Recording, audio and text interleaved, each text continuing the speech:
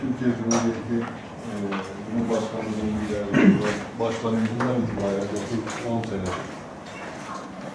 bir Suriye'nin toprak bütünlüğünün sağlanması.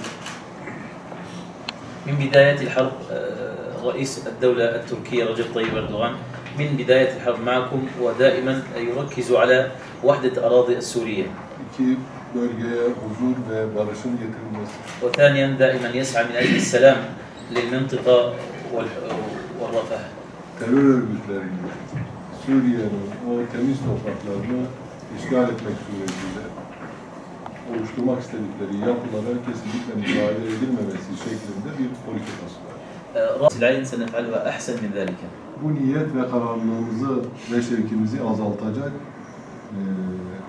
ayrılıklara kesinlikle müsaade etmeyiz. يعني أنا لن أقبل أن يخفض من همتنا هذه التفرقة والانسحابات. أنا لا أقبل. Sizin de odaklanacağınız bakış açısı ve hedef bu olmalı. وأنتم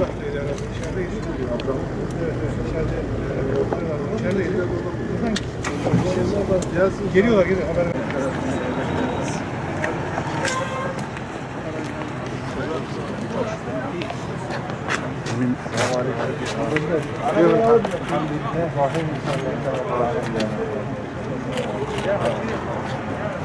Sağ olun, hoş geldiniz. Sağ olun efendim. Sizler? Sağ olun. İyi bakın. Sizin sağ olun. Hayırlı günler.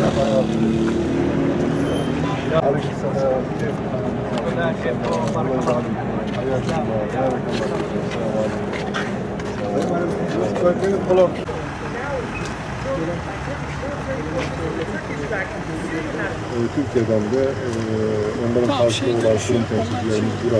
Onlara yardımcı olmaya çalışıyoruz.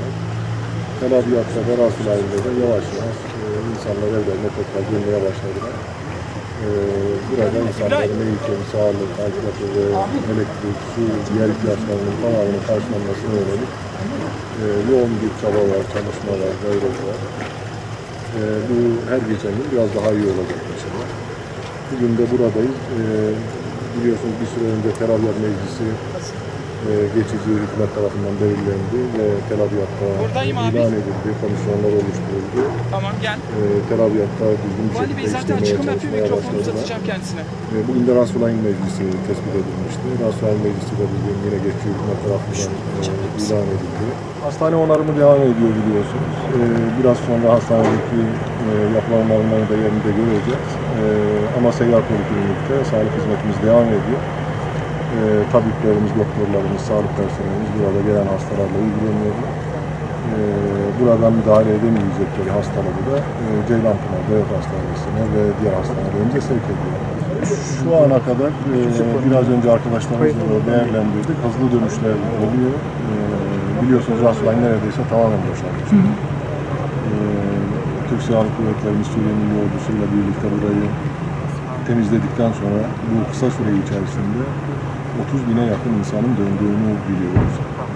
Ve bu dönüşler devam ediyor.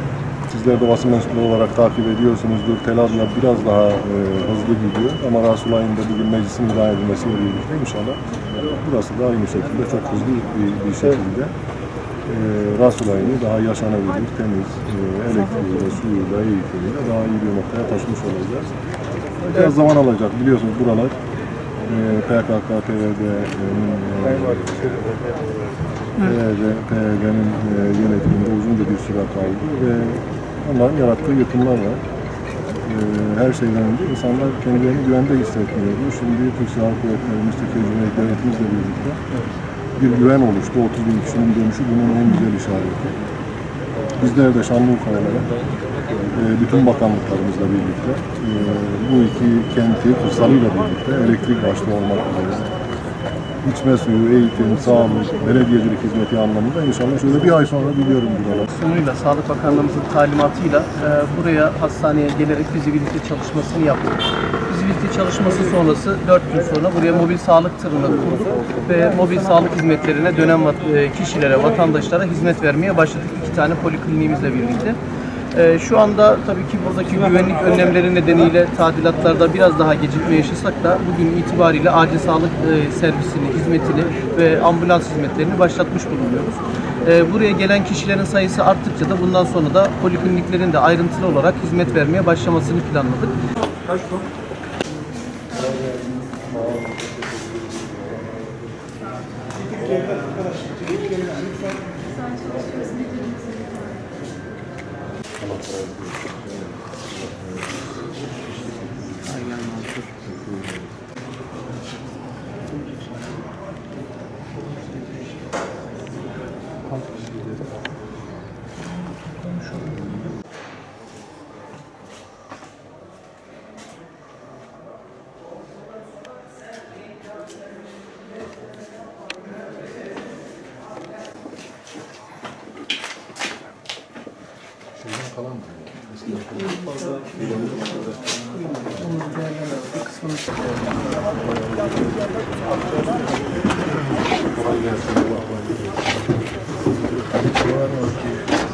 الأبطال القادة شاركوا في رأس العين الصومالي وكانوا في الميدان خطوة بخطوة في تحليل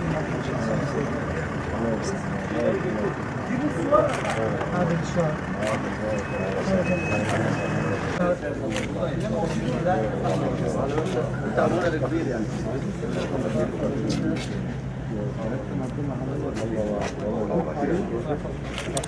هنا ميلاد حمود هلا بالشرطة العسكرية.